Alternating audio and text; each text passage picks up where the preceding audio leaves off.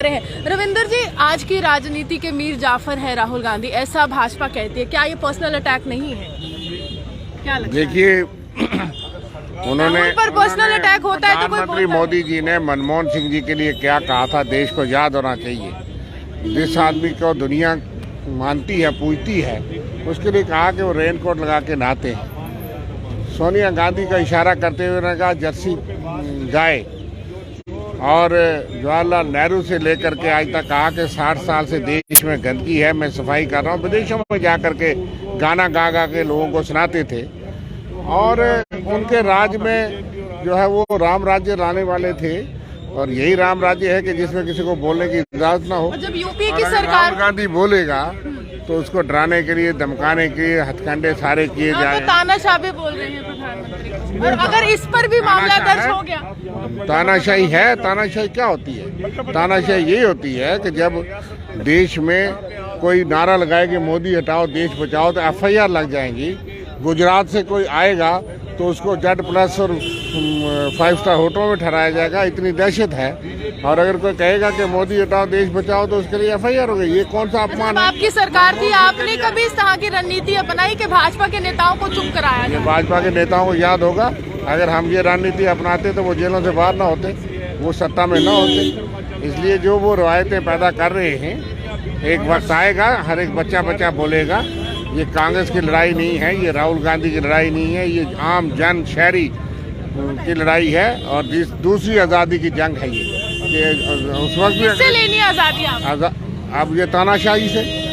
अब जो अंग्रेजों में यही था कि हुकूमत तो वो भी करते थे, विकास तो वो भी करते थे, लेकिन देश को लूटते थे, देश में बोलने नहीं देते थे, हिंदुस्तानियों पर अत्याचार करते थे। आज वही सरकार कर रही है। इसलिए हम right to speech, freedom to speech, ये सुप्रीम कोर्ट ने कहा है, हमारे संविधान ने कहा है, उसकी रक्षा करने के लिए लड़ेंगे। जो है राहुल गांधी जी के ऊपर इतने इल्जाम लगाए, कांग्रेस के ऊपर इतने इल्जाम लगाए, हमने डेमोक्रेसी समझ के किसी के ऊपर कभी केस नहीं लगाया, क्योंकि इस मुल्क में डेमोक्रेसी है, राइट टू स्पीक है। लेकिन जो अपोजिशन पार्टीज हैं, बीजेपी RSS है, वो कोशिश करती है अपोजिशन की आवाज़ दबाना, और अपोजिशन को जो है उनकी आवाज़ दबाना, उनको ख़त्म करना, उनको पार्लियामेंट में नहीं बोलने देना।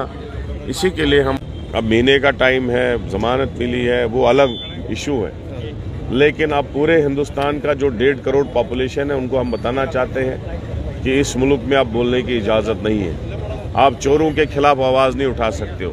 जो चोर लूट के, इस मुल्क को लूट के बाहर मुल्कों में भाग गए दौलत लेके, आप उनके खिलाफ भी नहीं बोल सकते। आज की राजनीति के मीर जाफर है राहुल गांधी, ऐसा भाजपा कहती है। क्या ये पर्सनल अटैक नहीं था?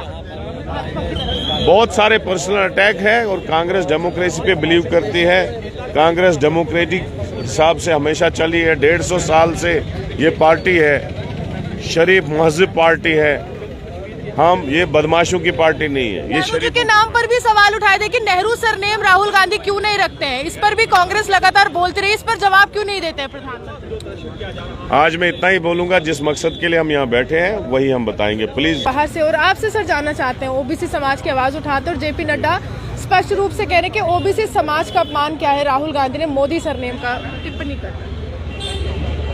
मुझे कहीं नहीं लगा कि OBC समाज की कहीं हानि, कहीं उनका सम्मान में कहीं कमी आई है। राहुल गांधी जी ने बस इतना ही मांग की है कि जो नीरव मोदी, मेहुल चोकसी, जितने भी चोर, मैं भी चोर ही कहूँगा उनको, जो देश का पैसा लेके भगोड़े हो गए और देश का पैसा लेके बाहर चले गए, और उसके बाद अडानी समूह जो 169वें नंबर पे था, और इस गवर्नमेंट की वजह से और झूठे शेयर उसको फ़ायदा देने के चक्कर में उसको वर्ल्ड का नंबर 2 बनाया गया।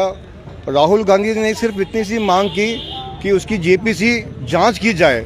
अगर इसकी मांग, ये जो मांग भी अगर अनडेमोक्रेटिक है, तो हमें देशवासी जितने भी हैं लोग हैं, तो फिर मुझे लगता है कि अपनी राइट टू स्पीक, जो एक्सप्रेशन जो बाबा साहब अम्बेडकर ने आर्टिकल 21 में दिया हुआ है, फंडामेंटल राइट जो है, तो फिर देश के हर आदमी को चुप ही रहना चाहिए, बोलना नहीं चाहिए। अगर हमारे फंडामेंटल राइट्स की भी आज हानि हो रही है, और ये गवर्नमेंट विपक्ष अपना किरदार इस समय सही तरीके से निभा नहीं पा रहा। मैं यही कह रहा हूँ, विपक्ष बाइकआउट करता है। विपक्ष आज ऐसी गवर्नमेंट है जिसका बाइकआउट खुद रूलिंग पार्टी कर रही है। इससे शर्मनाक घटना क्या हो सकती है? रूलिंग पार्टी खुद सदन का बाइकआउट करती है। मैं कहूँगा ये देश के लिए निंदनीय काम है और ऐसी व्यवस्था देश में पहले कभी देखने को नहीं मिली।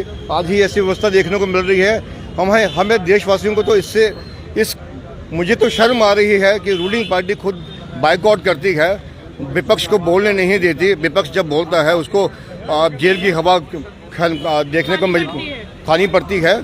और क्यों देश के फंडामेंटल राइट्स को, क्यों देश की जो बाबा साहब अम्बेडकर की जो देन है देश को, उसको क्यों दबाया जा रहा है? उसकी जो पंक्तियां हैं, जो सुनहरी शब्दों में लिखा गया है, उसको क्यों दबाया जा रहा है? राहुल गांधी जी का यही दोष है कि वो जो कॉन्स्टिट्यूशन की लाइनें हैं उसको वो जिंदा रखने में पूरा दुहाई देते हैं। हाँ, समय पर जो मांग करते हैं उसको दबाया जा रहा है। राहुल गांधी जी की आवाज़ देश की आवाज़ है। ये विपक्ष को, ये रूलिंग पार्टी को मानना पड़ेगा। देखिए, साफ तौर पर लोकतंत्र की खूबसूरती यही कहती है कि सत्ता पक्ष और विपक्ष में मतभेद तो होने चाहिए लेकिन मनभेद नहीं होने चाहिए। और जिस तरह से लगातार विपक्षी नेताओं पर कार्रवाई हो रही है उससे यही स्पष्ट हो रहा है कि जो राजनीतिक परिदृश्य है वो दिन प्रतिदिन बदल रहा है और मतभेद अब मनभेद में बदल रहे हैं, जिसमें तमाम नेता ये आरोप लगा रहे हैं कि प्रधानमंत्री नरेंद्र मोदी के कार्यकाल में विपक्ष को बोलने का अधिकार नहीं है, जिसके बाद चेहरे पर काला कपड़ा लपेटा जा रहा है और यह कहा जा रहा है क्या सच में हम भारत में हैं, क्या सच में हम देश के सबसे बड़े लोकतांत्रिक एक व्यवस्था का हिस्सा है? ये बहुत बड़ा प्रश्न इस समय विपक्षी नेताओं के द्वारा लगाया जा रहा है। आप यूं ही हमारे साथ बने रहिए, देखते हुए